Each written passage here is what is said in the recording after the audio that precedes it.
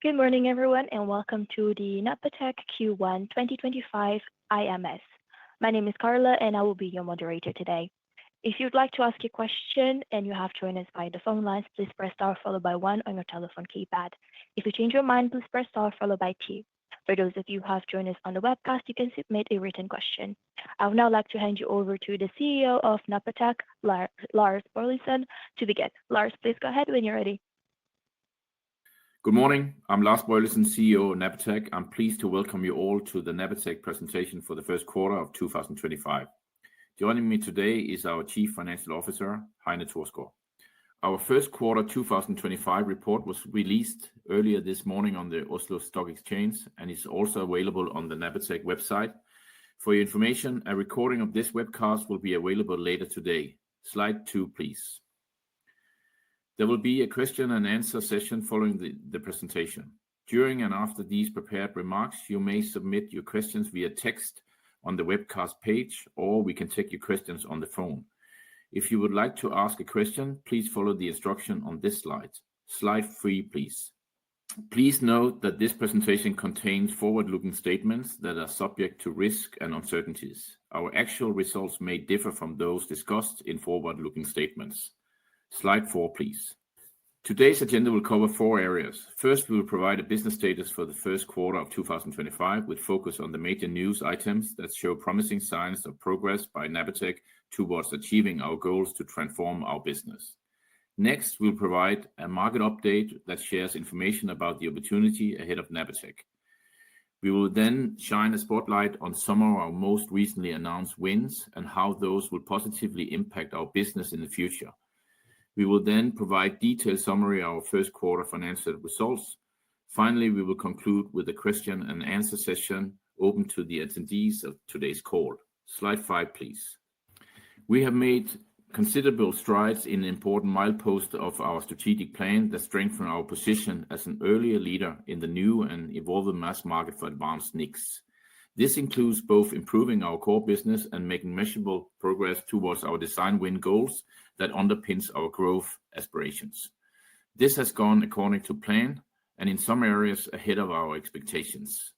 As we compare our position to just 1 year ago and today, we find ourselves in a much stronger position with new transformational design wins.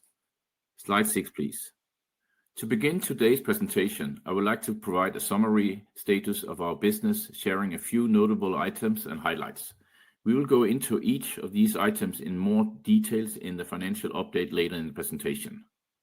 Our first quarter results include revenue of $3.4 million, an increase of 8% over the first quarter of 2024, with a healthy gross margin of 70.3%, as expected and within our guidance. We also have visibility into Q2, and we are pleased to see that it's trending toward an increase of 40 to 50% over Q2 2024.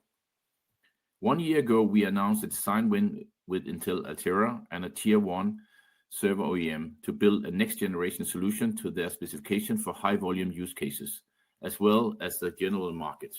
I'm glad to report we consistently met the hardware milepost ahead of plan and exceeded their expectations. The final product has been delivered and accepted by the client. We are very involved in the next stage of their process, which includes development and integrations of key software to meet their requirements. We are excited that our efforts today have resulted in expanding our cooperation into 6 use cases and opportunities across the Tier 1 manufacturer, all of which represent potentially transformational unit volumes to Napatech. We are equally excited today to share more information about our latest high-volume design win with d-Matrix, a leader in artificial intelligence inferencing for hyperscale cloud, next-wave cloud, and enterprise data centers.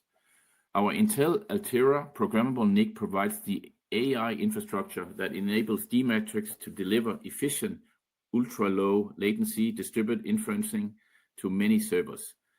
Their customers get the benefit of deploying an industry-standard Ethernet-based scale-out solution to take advantage of d-Matrix blazing fast inference speeds, all at massive scale.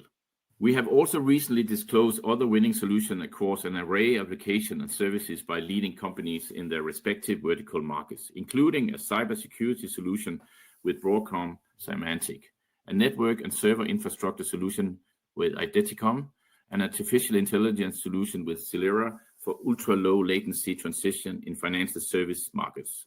These are all examples of Napatech expanding its business to large or high-growth segments that require our programmable NICs. And finally, we are inspired by these early successes that are far ahead of the pace we could have envisioned 1 year ago. Additionally, new companies with application and use cases are emerging regularly, expanding our pipeline of opportunities. Our partnership with Intel Altera continues to exceed our expectations and play a critical role in our strategy and success going forward. Slide 7, please. In this next section, I would like to share an update on our market and how it is positively being impacted by artificial intelligence. Artificial intelligence is not just the buzz in the present, it is the future, and it is the majority of the future. AI begins inside of one processor in one server, but it only achieves its goal while working among an array of processors together across a neural network, connecting at very high speed over secure links with ultra-low latency that are highly dynamic and able to evolve quickly. In other words, networks that think. You will come to see in the next section why we believe Napatech's advanced networking cards, co-created with market maker Intel Altera, are the leading solution to power these new networks. Slide 8, please. There is a generational change happening in the way networks are built, and it's happening now. As shown in the center of the slide, it is a data center of racks of servers.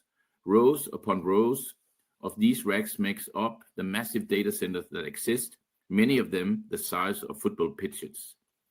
Over a long 25-year evolution, these standard servers with basic network cards provided best effort access to services like websites, email, and remote storage of files. These things were measured in speeds of 1 to 10 gigabits, and the world was relatively static.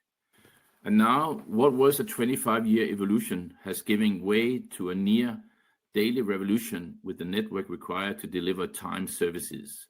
New artificial intelligence applications, along with cloud services and 5G mobile access, have caused these networks to change daily to support billions of users and devices in real time at blistering speeds without delay.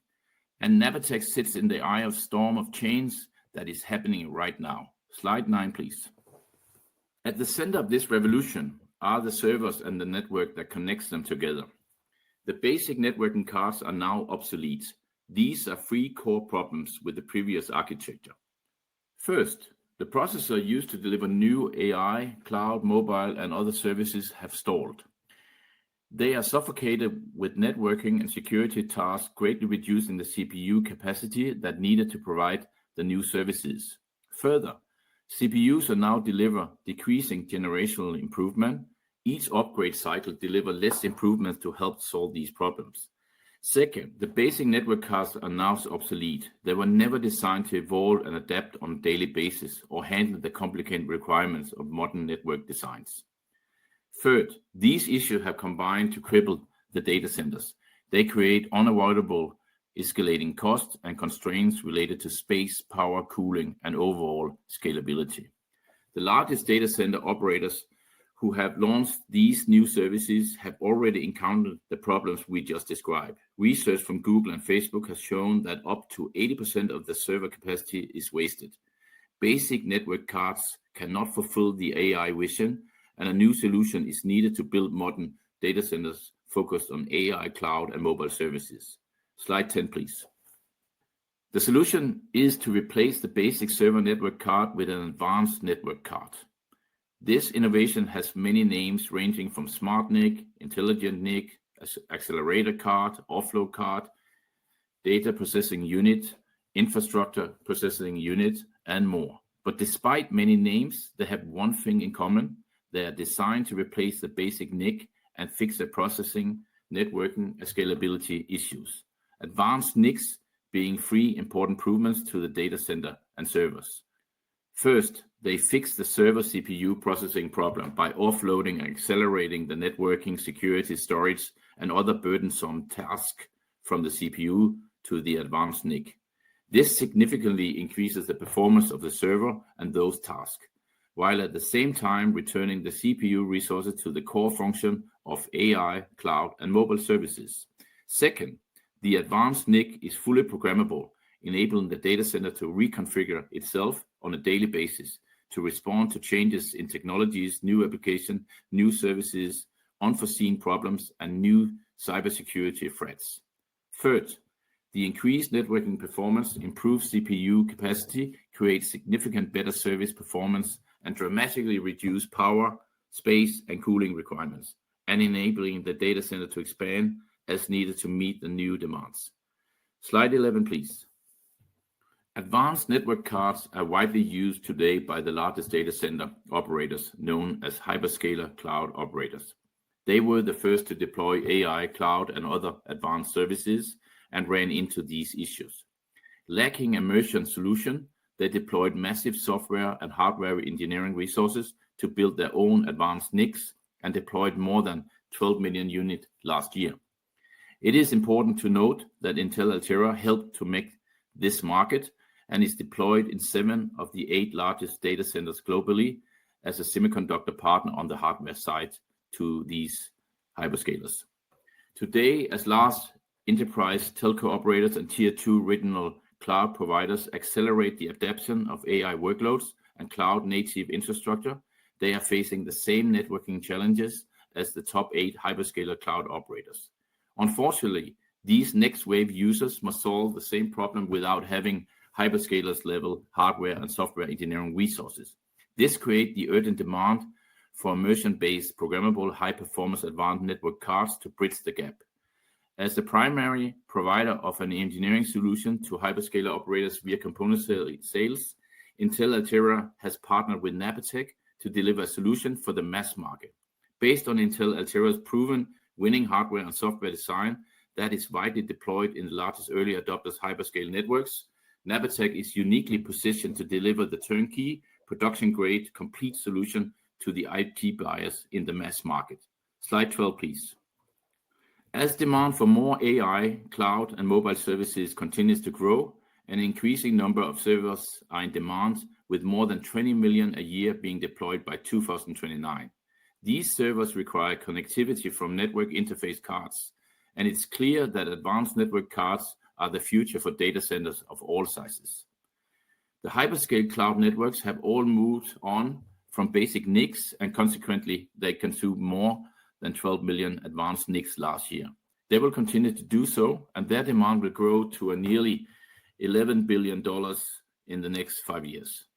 Equally important, as the next wave of data centers races to deploy similar AI, cloud, security, mobile, and other services, this mass market opens up for immersion providers like Napatech and Intel Altera.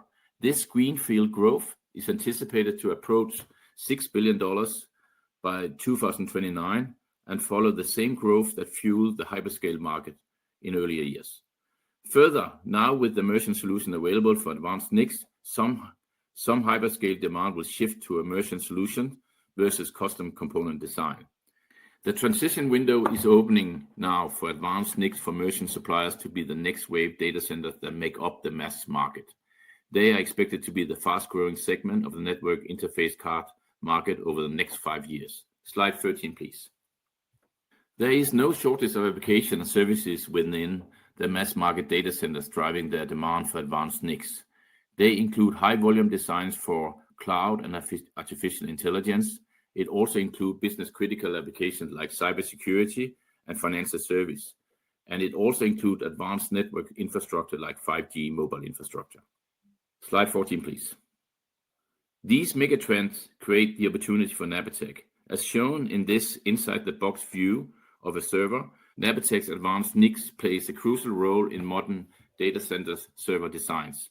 Our product provides the access from the outside world to the CPU and GPU resources that deliver the AI, cloud, mobile, security, financial, and other critical services.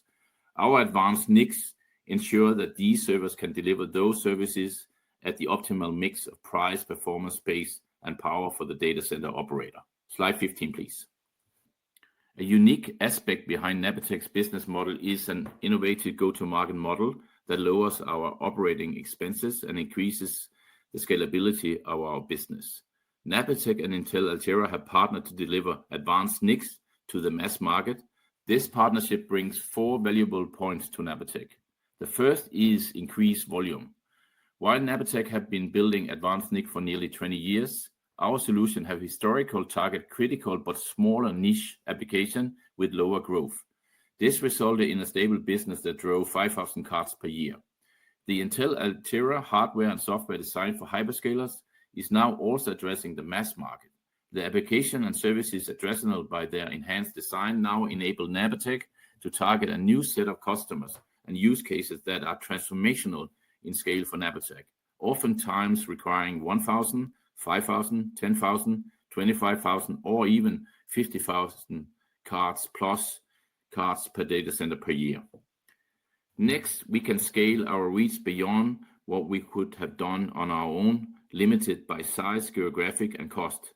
As a part of our partnership, Intel Altera does a significant portion of the sales, marketing, market creation, and business development, bringing Napatech into many opportunities who have already embraced the solution and are looking to Napatech to fulfill their demands. Further, as a consequence of Intel Altera's desire to strategically develop the mass market based on their hyperscale success, they have granted Napatech access to the latest CPU and FPGA technologies, creating an incredible first-mover advantage ahead of other companies looking to enter this rapidly emerging market. And finally, the partnership requires frequent engineering collaboration throughout the joint product developments. We gain high confidence technical guidance from Intel Altera's proven hardware and software solution that significantly de-risk our product roadmap and engineering designs. Slide 16, please. While this unique partnership with Intel Altera has been 2 years in the making, the products and solutions have largely only been in development over the past year. In this next section, I would like to share with you both updates and news related to just a few examples of the success and the potential we see from our new solutions. Slide 17, please. The first is an update on the work with the global Tier 1 server manufacturer. The design is anchored in an innovative hardware platform that includes a 400 gigabit advanced NIC. This is branded as a smart NIC with the name N3070X. It includes the ability to add an optional CPU, turning it onto an infrastructure processing unit or IPU. We offer the IPU in 2 configurations optimized for servers of different sizes. These hardware programs we develop at an incredible pace and met each critical milepost ahead of schedule, exceeding expectation of all parties. As the hardware projects matured towards the end of the year, the teams began the parallel work on many of the key software requirements around network storage and security offload and acceleration. This will allow development of the customer solution for the use cases to begin on the hardware throughout 2025 and beyond. During these successful stages, we were pleased to expand the opportunities from 1 initial project to include 6 total opportunities spanning use cases including AI, cloud storage, data content reduction, cloud tenant services, 5G mobile infrastructure, and more, all across 6 business units within the Tier 1 server manufacturer company. Slide 18, please.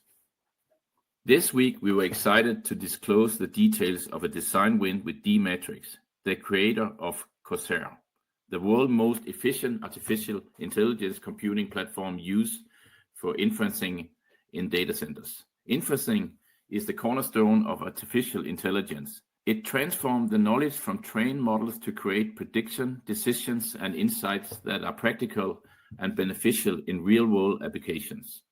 There are several things that underpin our excitement about this design. It is in a very hot space of artificial intelligence. It is a strong validation of everything we are doing in our partnership with Intel Altera, and it is an advanced NIC solution for AI infrastructure in the AI data center backend network, and as such, it is an extremely high volume deployment with the potential for 25,000 or more units per year once in peak production. The product d-Matrix selected is the same product Napatech built for the Tier 1 server manufacturer shown on the previous slides. This particular design included a master supply agreement with 5 years of product availability, volume commitment, and an NRE fee for the work related to the software to power the solution. It's fair to say that d-Matrix has spent a long period researching the market of programmable smart NICs before they finally selected Napatech as a preferred solution for the future smart NIC. We have included several public quotes from leading industry experts to highlight the significance of this news. Slide 19, please.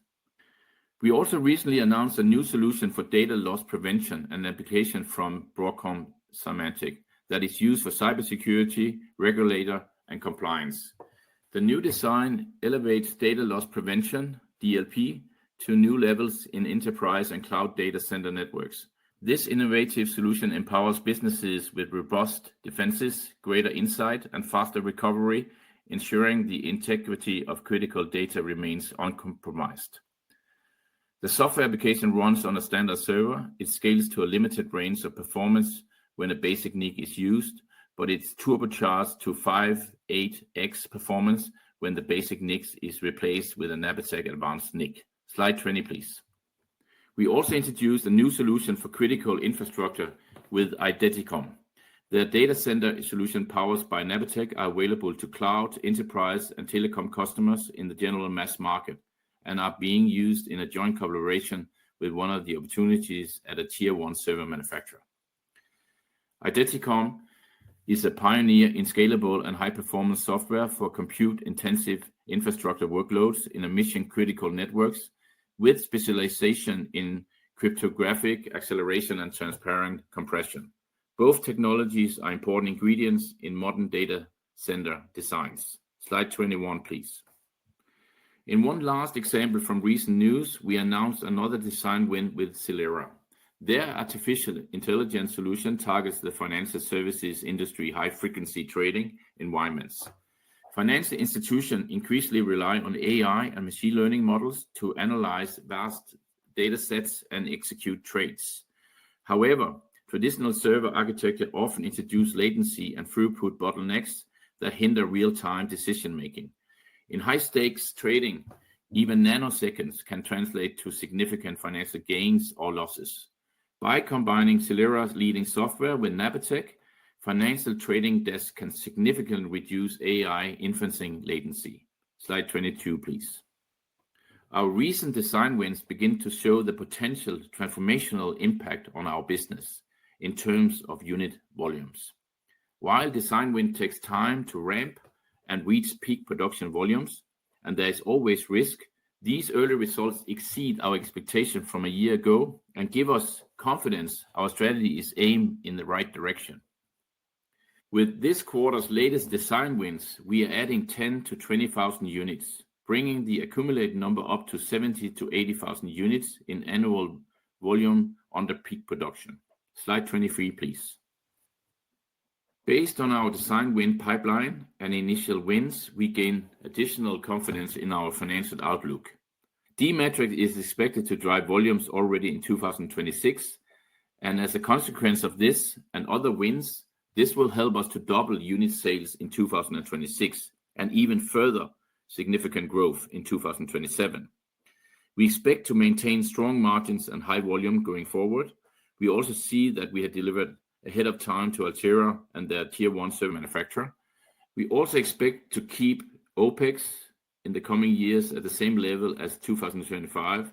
This is due to the fact that we already have delivered the 400 gig product to Intel Altera and the Tier 1 server manufacturer. And in addition, we are going to deliver to d-Matrix with the existing organization. Finally, we expect to reduce our net working capital due to new model taking orders before incurring expenses. We will go more into this in the next section. And now I would like to go to the financial section. I would like to give the word to our CFO, Heine Thorsgaard. Thank you, Lars. Slide 25, please. Revenue in Q1 in DKK was up 11% compared to Q1 2024 and amounted to 23.8 million. Q1 revenue was in line with our expectations, and with the significant pickup in activities we've seen so far in Q2, we believe that we are now seeing the signs of improvement in the market we've been waiting for. The gross margin in Q1 was 70.3%, also well placed within our normal range and in line with our expectations. Our staff costs and other external costs in Q1 amounted to 48.9 million compared to 40.6 million in Q1 of 2024. The increase is the result of our strategic R&D investments and follows the plans we've communicated. EBITDA in Q1 amounted to negative 29.1 million and EBIT amounted to a negative 35.5 million. The next slide, please. Net cash flows from operating activities in Q1 amounted to negative 25.7 million, and net cash used in investing activities in Q1 amounted to 3.7 million. Free cash flows in Q1 amounted to negative 29.4 million compared to negative 5.4 million in Q1 last year. At the end of Q1, our cash and cash equivalents amounted to 34.6 million compared to 27.5 million at the end of Q1 2024. Next slide, please. As illustrated in the bar charts to the right of this slide, our net working capital has had an unfortunate development over the past 5 quarters. This has been a significant focus point of ours, and we've been actively working on strategies to address it. The development primarily occurred due to sourcing decisions we took in 2022 when our supply chain was still impacted by the effects of the COVID days, and we sourced components to meet sales that didn't materialize in 23 and 24. The result of this is very clear in our inventories and is the reason why our net working capital is too high at the moment. And for the same reason, we've planned and implemented several improvement initiatives aimed at reducing our net working capital over the coming quarters.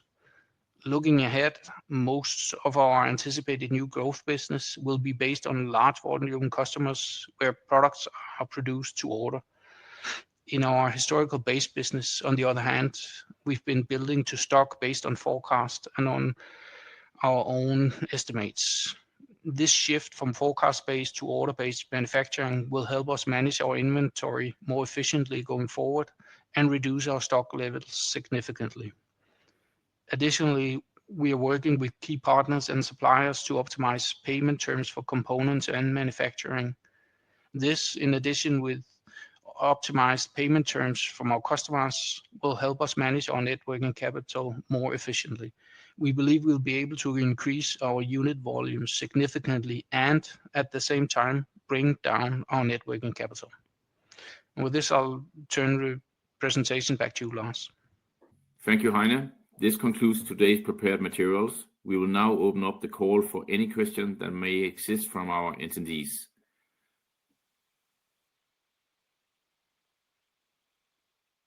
Thank you, Lars. We will now begin the question and answer session. If you'd like to ask a question, please press star followed by 1 on your telephone keypad.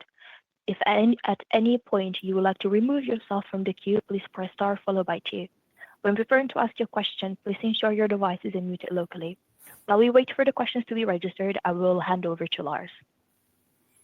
Thank you.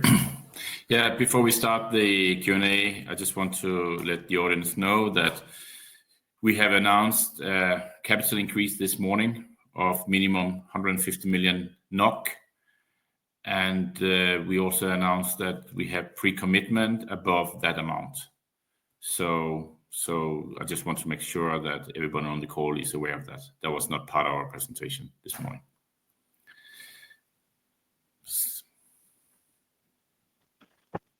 Thank you. And our first question comes from Christopher Bjørnsen with DNB. Yes. Hi, good morning, and thanks for letting me on. So just wondering on the volume outlook you had on slide 23, can you maybe help us unpack a bit, like how much of that is coming from d-Matrix and how much is coming from other opportunities? Because our sense is that, given the potential customer lineup of d-Matrix, they could cover that 26 and 27 outlook alone, right? So just trying to think about the upside from those numbers as well as some of these other big opportunities materialize, I guess. Yes. So obviously, what's really interesting with d-Matrix, if you start with them, is that they are providing inferencing back-end network for AI, and this is relevant for particularly players in the AI space, which have huge networks. So the volume on AI inferencing is very, very big. So it's very hard for us to estimate what it will be. But if you look at the 26, then obviously the majority of that is coming from d-Matrix, since they are going live in 26. Why is the number like it is? It's very hard for us to estimate. So we have tried to be conservative on d-Matrix there. And we have, when it comes to the tier server one manufacturer, we also try to be conservative. So we have only included development units for qualification, etc. So that's the reason for that number in 27. Then we are in peak production on several accounts, and that's why the number there is higher. It's very hard to estimate. We are very much have a big market in front of us, and we just try to be relatively conservative on the forecast we get from our clients, and that's what we put in. Great, thanks. And then just a quick follow-up on the working capital commentary. So you noted that you'll move to more like manufactured to orders, or what you call it. Can you just help us understand the lead times there from when you get an order to when you can deliver? That would be helpful. Yeah, so these products, they are already there. If we get an order, we can manufacture that in very quickly in 1 to 2 months. And so if you get longer credit days, then you can ship everything before you have to pay and the suppliers. And there's also opportunities to get consignment from some of the biggest supplier we have. All right, thanks. That's all. Thank you. And our next question comes from Øystein Elton Lundgaard with ABG. Good morning. A few questions from me as well. So starting on the slide 22, where you talk about the design win pipeline, there you say in the growth business, as you call it, 10 to 20K new design wins in 2025. Is that only the ones that you have won so far, or does that include additional design wins this year? Because the reason I'm asking is, seems a bit low if you expect more design wins this year, given the potential with d-Matrix alone. It's very related to d-Matrix, and like the questions before from Christopher, then we just try to be relatively conservative in estimating this. There are other things in there, but we have been very conservative on, for example, the tier one server manufacturing in 25 and 26. I see. And this these are peak production volume. Remember that.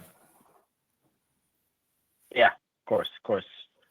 And in terms of the 27 guidance of 32K units, to what degree does that include volumes from the server manufacturer, given what you yourself expect that to contribute more long term? That includes good numbers from the tier one server manufacturer. Probably not peak production, but good numbers from them, and also significant numbers from d-Matrix. And then we have not included so much other clients there. What's interesting is we're still working towards a market which is just evolving. So we try to only estimate clients which we have announced. We do have a very interesting pipeline, and many of them will hopefully contribute in 27 for sure, but we are not included those. Very, very clear. Thank you. And in your presentation, you stated that you expect OpEx to remain at the same level as in 2025, but on the slide, you're guiding for it to decrease somewhat from 2025 level into 2026, 2027. Could you please just clarify around that? Sure. So we had some very big deliverables in 2025. We have now completed, and our deliverable to the tier one server manufacturer has been accepted. And this is a product that will be our flagship product for a long time. And as you can see on the slide with the tier one server manufacturer, you can see we have a smart NIC, we have an IPU, and we also have a sandwich model. So most of our pipeline now are basically testing that product. D-Matrix is a very good example. They selected the smart NIC version of the deliverable to the tier one server manufacturer. So we see that obviously we still have very ambitious roadmap. We have people working on that, but we do not have we have delivered on time, and we see that we can deliver most of it with the existing organization. So we do not have the same number of consultants in the company as we had 2 months ago, and this is the reason for it. If we suddenly get new projects, most likely we will get paid for that, for NRE work, etc. Then we will add on OpEx again through consultants. But right now we estimate that we have sufficient resources to deliver things we have on our roadmap and clients we see, because most of them are basically testing with our latest product launch to the tier server one manufacturer. And as you could see that D-Matrix, they selected Napatech among lots of competitors, and the product we already delivered, we have in the market, has been accepted by the tier one server manufacturer. That is the leading product in the market now. So we do not foresee that we have to increase OpEx. And it's also something to do with the world-class engineering organization we have in Copenhagen. We're not a startup. We have 20 years experience in hardware and software building the most advanced smart NICs products in the market. And we have done that over the last 20 years with a small organization that we have today. So we are well equipped for new features, etc., with the existing organizations. We don't expect OpEx to dramatically increase. Perfect. Thank you very much. And just as a reminder, it's star one to ask a question. And as we have no further questions on the phone lines, I will hand back over for the webcast questions. There is a question here for you, Heine, if you can answer that. Could you please elaborate your net cash position, eventually credit facilities going forward? Yes, of course, thank you. So as commented, our cash and cash equivalents at the end of Q1 was at 34.6 million, and we going forward, the way we are structured with our credit facilities, as we have some facilities with our bank in Denmark and with a bank in the US. It's like variable credit facilities that some part of it has been guaranteed by a public investment fund in Denmark, and due to some legal changes with relations to that fund going forward from later in this year, this guarantee credit facility is terminated, as if they continue, that we would be in violation with the EU regulations. So going forward, some of our credit facilities will be adjusted downwards in the range of like 10-15 million DKK. But the other facilities we have with the Danish bank and the US bank will remain unchanged, and we are continuously in dialogue with our bank to optimize our facility going forward. I think that would answer the question, hopefully. Otherwise, please reach out to me, and I'll be happy to give additional details. Back to you, Lars. Yeah, I think there is no further questions on the webcast. And just as a reminder, is star one to ask a question on the phone lines. We currently have no questions in the queue, so I'll hand back over to you, Lars, for any final comments. Yeah, so I think just to sum up as a final is that with the estimates which we discussed now on the call and the answer from Heine, and with this upcoming capital increase, we hopefully we expect this to be our last capital increase in the future of the company. Thank you, everyone. This concludes today's call. You may now disconnect.